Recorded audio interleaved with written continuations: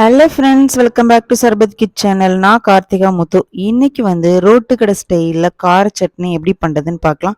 சுட சுட இட்லி கூட இந்த ரோட்டு கடை கார சட்னி வச்சு சாப்பிடும்போது டேஸ்ட் அட்டகாசமாக இருக்குங்க. இந்த ரோட்டு கடை சட்னி செஞ்சு சாப்பிடும்போது 4 இட்லி சாப்பிட்றவங்க இன்னும் 2 இட்லி சேர்த்து கூட சாப்பிடுவாங்கங்க. ஸோ அந்த அளவுக்கு டேஸ்ட்டு சூப்பராக இருக்குங்க. இந்த ரெசிபி பண்ணுறதுக்கு முன்னாடி நம்ம சேனலை மறக்காமல் சப்ஸ்கிரைப் பண்ணிக்கோங்க. இப்போ வாங்க வீடியோக்குள்ளே போகலாம். ரோட்டு கடை கார சட்னி பண்ணுறதுக்கு ஃபஸ்ட்டு ஒரு மிக்ஸி ஜார் எடுத்துக்கோங்க. அதில் ஒரு 15லேருந்து 20 சின்ன வெங்காயம் சேர்த்துக்கோங்க.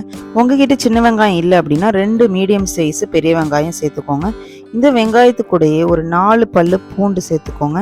நெக்ஸ்ட்டு காரத்துக்கு மிளகாய் வத்தல் சேர்த்துக்கோங்க. நான் இன்னைக்கு ஒரு 6-7 மிளகாய் சேர்த்துருக்கேன். இது கூடயே தேவையான அளவுக்கு தண்ணி ஊற்றி நல்லா ஃபைன் பேஸ்ட்டாக அரைச்சிக்கோங்க. இப்போ வெங்காயம் மிளகாய் எல்லாத்தையுமே அரைச்சாச்சுங்க. இது கூடவே ஒரு 4 மீடியம் சைஸ் தக்காளியை சின்ன சின்னதாக கட் பண்ணி போட்டுக்கோங்க. இது கூட தேவையான அளவுக்கு உப்பு போட்டு அதையும் நல்லா அரைச்சிக்கோங்க. இப்போ சட்னி சூப்பராக ரெடி ஆகிடுங்க. பார்க்கவே நல்லா கலர்ஃபுல்லாக இருக்குது. இதை ஒரு தாளிப்பு கொடுத்துடலாம். அடுப்பை பற்ற வச்சு ஒரு கடாயில் 1 ஸ்பூன் ஆயில் ஊற்றிக்கோங்க.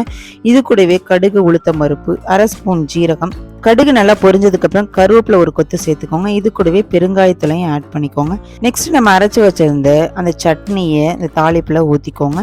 இப்போ இந்த சட்னியை ஒரு 2லேருந்து 3 நிமிஷம் நல்லா எண்ணெயிலே வதக்கி விட்டுருங்க.